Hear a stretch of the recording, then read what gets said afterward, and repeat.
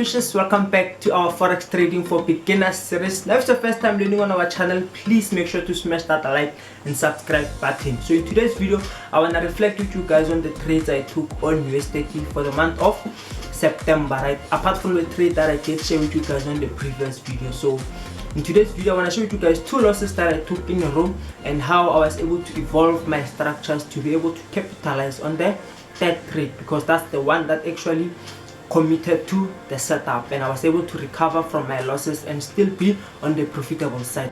Okay, so guys, these are the trades that we took on USDT for the month of September, and this one I did share with you guys on the previous video. So if you want to know more on how I capitalized on this one, please go back and watch the previous video. But now I want to start off by sharing with you guys how I was able to take a full 1% loss on this trade. And we are still using the same strategy, guys, which is the same strategy that I used in order to capitalize on this big sell, right? Whereby we're going to be using trend lines and Fibonacci retracement tools, support and resistance, rejections, right? That's all we are going to be using, right? So on this trade, what I saw was this being my first touch, this right here being my second touch, and then price was at our third touch, right? So as you can see, I was having a beautiful third touch formation, right? To say this was my first touch, this was my second touch, and then price gave us a beautiful third touch. And another thing that I saw on this trade was when price was approaching our third touch, it printed a head and shoulders pattern. As you can see, this is a head and shoulders pattern. So when I executed this trade here, I was expecting it to complete that full head and shoulders pattern, but price didn't behave in that manner. And another thing that we used was the Fibonacci, starting it here from the second touch up until this highest point that the market reached before fetching our third touch, right? So how we plotted from here on the second touch, the highest point that the market reached before fetching our third touch, right? And I'm extending it to the side like this. And as I did mention that we use the Fibonacci retracement tool to identify support and resistance, right? So I'm just gonna mark out this area of value, which is the zone between 0.50 and 0.618, right? It corresponds with our third touch. And as you can see, this point right here, even if I can extend it all the way to the side for you guys to see that it's an area of value, right? Can you see? Price was giving us rejections at this point. Price was resisting resistance, and then started, then here also created resistance until price eventually broke all the way to the upside. Then it came back, still rejecting in our area of value right here. So this zone has been an area of value. This is where we see a lot of rejections taking place, right? And which is what I was expecting here, since I was identifying this zone as our support level. I was expecting price to push all the way to the upside. As you can see, my target was at the previous high. When I executed here, remember I said we're using the Fibonacci retracement tool, right, in order to get sniper entries. So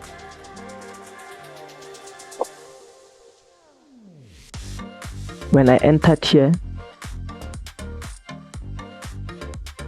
I entered immediately.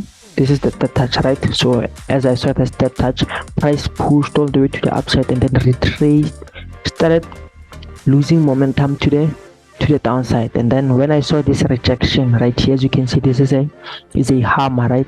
Even two hammers. I saw this hammer, and I did pull out my Fibonacci again to see where are those rejections taking place, and if they correspond with our area of value, that confirms why I took this trade, right? As you can see, this is the highest point, and can you see those rejections were taking place at our area of value. Even here, even if I can extend it, you can see we got those rejections. Hence I said price formed a head and shoulder, right? This was support, and then it broke resistance, then it broke to the upside, support, now it's at support again, right? And then it gave us that rejection candlestick. That's when immediately after I saw this candlestick closed on the 1 hour, I executed my buy trade. Now my problem on this trade, I was supposed to have my stop loss just below this candlestick, but I wanted to give price enough room because I was looking at that bigger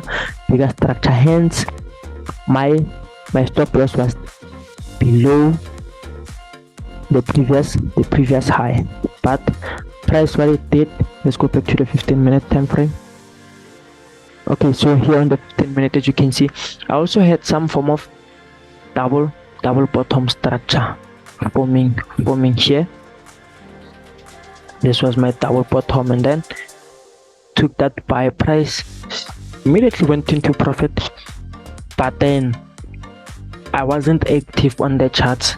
I was supposed to move my stop loss to break even because price had impulsively shot to the upside. So I wanted to let this trade play out, because like I said, I was looking at the bigger structure, but I feel like I could have managed this trade way better than I did. As you can see here, price formed a head and shoulders, which was a reversal pattern, but because I wasn't active on the charts, I wasn't able to identify that this is a head and shoulders pattern that formed right here.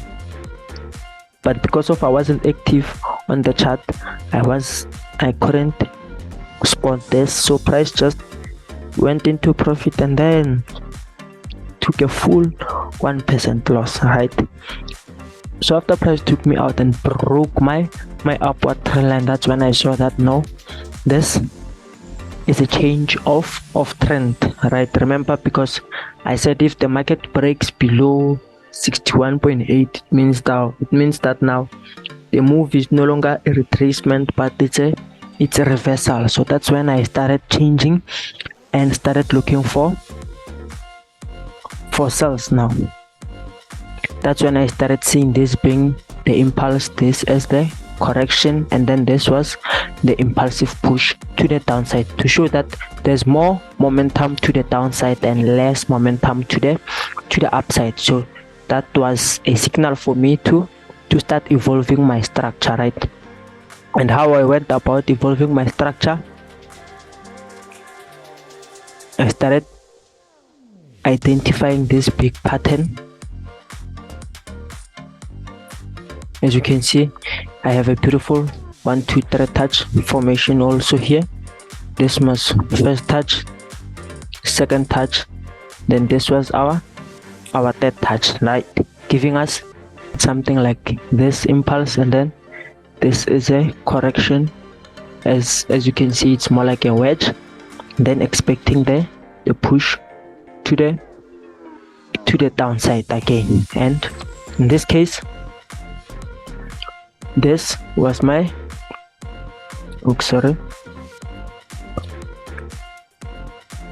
and in this case, this was my push to the downside, right? This was my correction. I'm expecting that push to the downside since we broke our upward trend line, right? So when I executed my first sell position here, how I went about, because price broke here, I saw this being something like a retest, and I also pulled out my Fibonacci, starting it from the beginning of this impulsive leg, then all the way to the end of. Then as you can see, even my Fibonacci did confirm that we are at a area of value, as you can see. Even if I extend it again to the side like this, you can see this was previous support. Price broke all the way to the downside. Now it came back to create a new resistance. So when I saw these rejections taking place here, especially after seeing this hammer, that's when I executed my sell position. My first target was here. I was looking for a 3% on this trade. Stop loss just above 61.8 and my rejection candlestick. As you can see, price did move to the downside, but it was moving in a corrective manner, and then it pushed all the way to the upside and took me out, right? But as it was still continuing to the upside, I was just looking at the candlestick formations, right? I can see that these are not impulsive candlesticks compared to this bearish candlestick to the downside. As you can see, these ones, they have very low momentum. This is not an impulsive push to the upside, but this is more like a correction. So these candlestick right here, they signaling a loss of momentum, meaning that price, yes, is pushing to the upside, but there is not enough momentum that's supporting the upward movement, right? So again, I took out my Fibonacci, starting it. Now I'm looking at the bigger move. Now how I saw this was, this is my push to the downside, and then this is just a retracement, right? I'm looking for the bigger push to the downside. And what I did is I pulled out my Fibonacci, starting it here at the highest point all the way to the lowest point. As you can see, I extended it to the side, and I could see also that the market is failing to break above this point right here. Even if I can extend it to show that this is an area of value, can you see? This was resistance, and then price broke all the way to the upside, came back down to create resistance, and now it came back again here at our level of resistance. So whenever price it's at resistance, we are looking to sell the market. So what I got here was a rejection candlestick. As you can see, this was a rejection candlestick, a hammer, and then I waited for the next candlestick, because this is the 15-minute chart.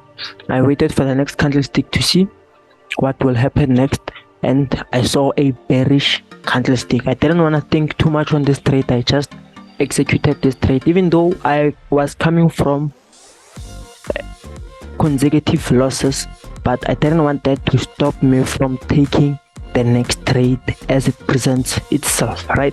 So I did take this trade, stop loss above the candlestick and also above our 0.618, sorry, above our 0.618. So I executed this beautiful sell, and it actually played out beautifully. As you can see, my target, I was aiming for the same push to the downside. As you can see, I was expecting the same movement all the way to the downside.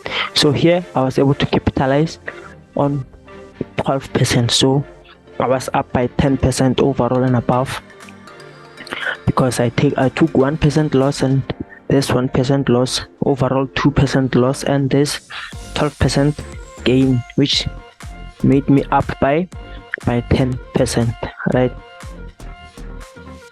And as you can see, the bigger structure did play out as anticipated.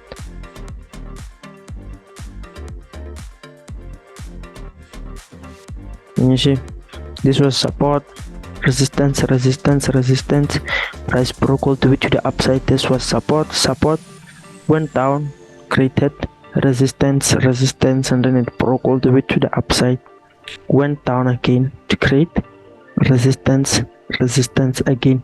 So price was at the resistance. And that's basically it for today's episode. I hope you liked it. If you did, please make sure to smash that like and subscribe button. Comment down below what you think about this video, and I will see you guys on the next episode.